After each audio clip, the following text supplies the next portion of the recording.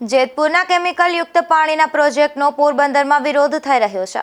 ત્યારે તારીખ 15ને રવિવારના રોજ આ પ્રોજેક્ટના વિરોધમાં બાઇક રેલીનું આયોજન સેવ પોરબંદર સી કમિટી દ્વારા કરવામાં આવ્યું છે. ત્યારે આ કમિટીના અગ્રણી ડોક્ટર નૂતનબેન ગોકાણીએ રેલીમાં મોટી સંખ્યામાં લોકોને જોડાવા અપીલ કરી છે. સેવ પોરબંદર સી દ્વારા આવતીકાલે એટલે તારીખ 15/12/2024ના સવારે 11 વાગે નરસણ ટેકરીથી એક ભવ્ય સ્કૂટર રેલીનું આયોજન થઈ રહ્યું છે.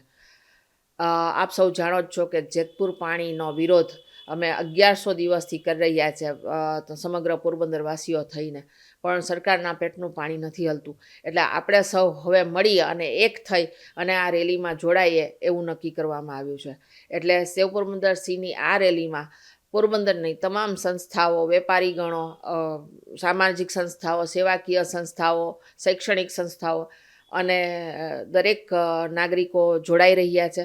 તો હું આપને આ માધ્યમથી જણાવવા માગું છું કે આપ સૌ લોકો આ રેલીમાં કાલે જોડાવ. આની અંદર એક નનામી કાઢવાની છે, જે જેતપુર પાણીની નનામી હશે અને જેતપુર પાણીનું દર્શન પણ રાખ્યું છે. તમને ખબર પણ પડે કે જેતપુરનું પાણી કેવું છે, એટલે આ દર્શન પણ રાખ્યું છે અને એક નનામી પણ કાઢી છે.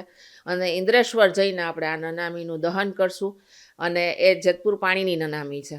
અને ઇન્દ્રેશ્વર મંદિરની સામે આપણે દરિયાની સામે હાથ રાખી અને સમગ્ર પોરબંદરવાસીઓ આપણે એક પ્રતિજ્ઞા લેશું કે હે દરિયાદેવ, અમે તને ક્યારેય પ્રદૂષિત નહીં થવા દે.